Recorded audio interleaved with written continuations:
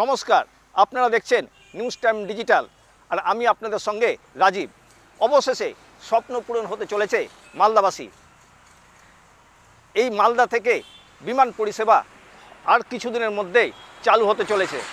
বিগত সরকার বারংবার চেষ্টা করা সত্ত্বেও এই বিমান পরিষেবা মালদা থেকে তারা কিন্তু চালু করতে পারেনি। এয়ারপোর্ট ছিল কিন্তু বিমান পরিষেবা চালু ছিল না।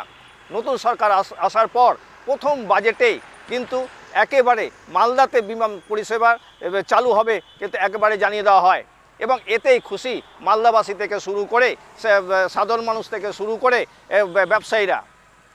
তবে এই যে মূলত যে সমস্যা মালদা থেকে হতো যে এখান থেকে বিভিন্ন জায়গায় যাওয়ার অর্থাৎ ব্যবসায়ীদের ক্ষেত্রে এবং তার উপর যে অর্থাৎ যারা রুগীদেরকে বিভিন্ন জায়গায় চেন্নাই, হায়দ্রাবাদ এসব জায়গায় নিয়ে যাওয়ার জন্য একটা সমস্যার সম্মুখীন হতে হতো, কিন্তু এবার সেটা কিন্তু একবার লাঘব হতে চলেছে। অর্থাৎ অনায়াসে এখান থেকে চেন্নাই, হায়দ্রাবাদ বিভিন্ন জায়গায় যাওয়া যাবে। এমনকি ব্যবসার ক্ষেত্রে কলকাতাতেও দিনের পর অর্থাৎ একদিনে গিয়ে ব্যবসা সংক্রান্ত কাজ সেরে আবার কিন্তু ফিরে আসা যাবে। তবে ইতিমধ্যে এই যে এয়ারপোর্ট অর্থাৎ মালদা এয়ারপোর্ট রয়েছে সেখানে কিন্তু বেশ কিছু সমস্যা রয়েছে, কারণ বড় বড় তার আশেপাশে বিল্ডিং রয়েছে এবং তারও যেটা সরকার থেকে যে ব্যবস্থা করা হচ্ছে যে আরও কিছুটা তার পাশে জায়গা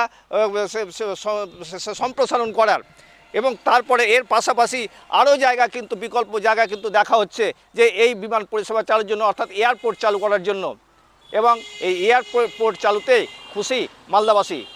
মালদা থেকে ক্যামেরায় অভিষেক দাসের সাথে রাজীব ঘোষের রিপোর্ট, নিউজ টাইম।